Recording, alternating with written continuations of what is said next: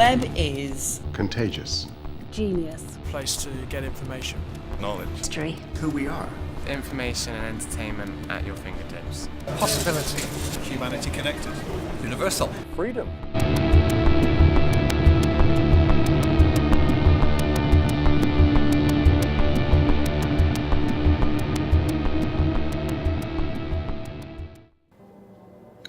Well, the web naturally, as a technology, tends to lead to openness. It makes openness easy and closedness more difficult. So one of the nice things has been where we've seen that countries that tend to be rather closed and where information flow was not very good have used the internet, in fact, to open up. It's unfortunate when we find a country where there has been a very strong clampdown. The more freely information flows, the stronger the society becomes.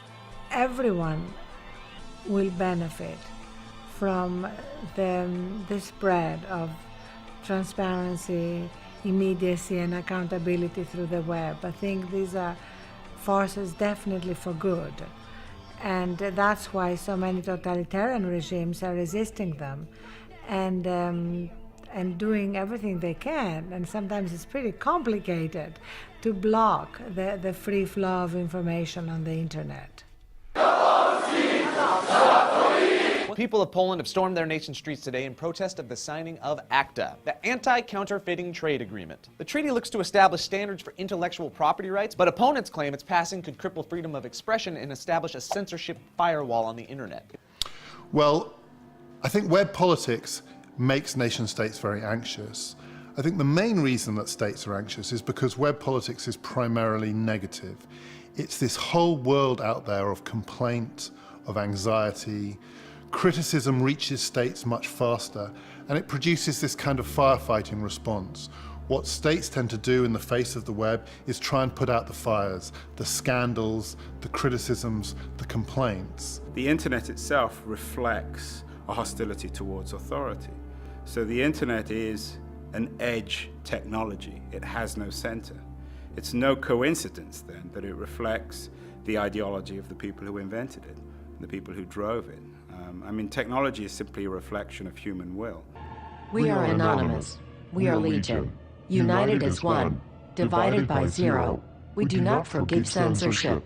We do not forget oppression. The group is responsible for hacking into several computer systems of big businesses, U.S. and foreign government agencies. I think the web threatens the nation state with irrelevance. It threatens to give people a resource to communicate with each other, to inform each other, to entertain each other, that can bypass nation states, cross national boundaries, and leave, this is the perceived fear, leave national politicians floundering. You see the conflict between transparency, which is an essential part of new media, and an administration's desire to keep decisions made behind locked doors and not really be as transparent as the administration had argued they would be. Obama says those freedoms extend to the internet. China has the most internet users in the world and is also the globe's most expensive system of web monitoring. The president told one questioner he's a supporter of non-censorship online.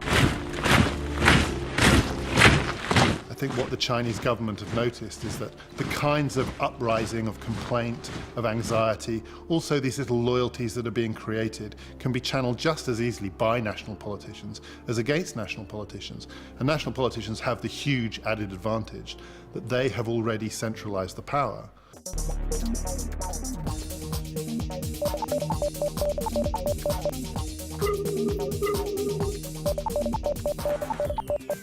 Of course, one of the most exciting things about the web, the fact that you don't know who you're communicating with and how far they are.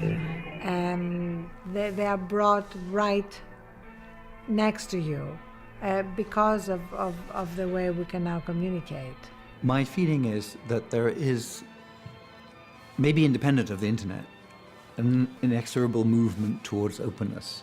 That as people learn more about other countries, as people learn more about the world, then they demand more. I mean, when you listen to people like Berners-Lee and all the rest of the crowd, they idealize this notion for the first time in human history. We've created something without a center. It can't be controlled. Well, the reason we created it is because these people were opposed to the notion of hierarchy and authority. So it wasn't an accident. They created their ideological wet dream. This new media was once seen as the plaything of indulgent youth. Now it's a powerful tool in a fight for freedom. That looked to me like a kind of emblematic internet revolution, not just because it fizzled out, and it looks like for now that it has fizzled out, but what you had on the one hand was this kind of social networking, dynamic explosion of anger and popular discontent, but it was a socially networked phenomenon. It wasn't political, it was social.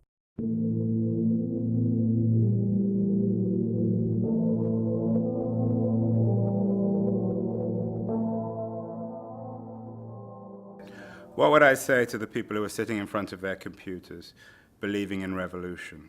I'd believe that they are subjects or victims of false consciousness, that they're wrong, that they're believing in something that doesn't really exist, and they're dupes or they're exploited.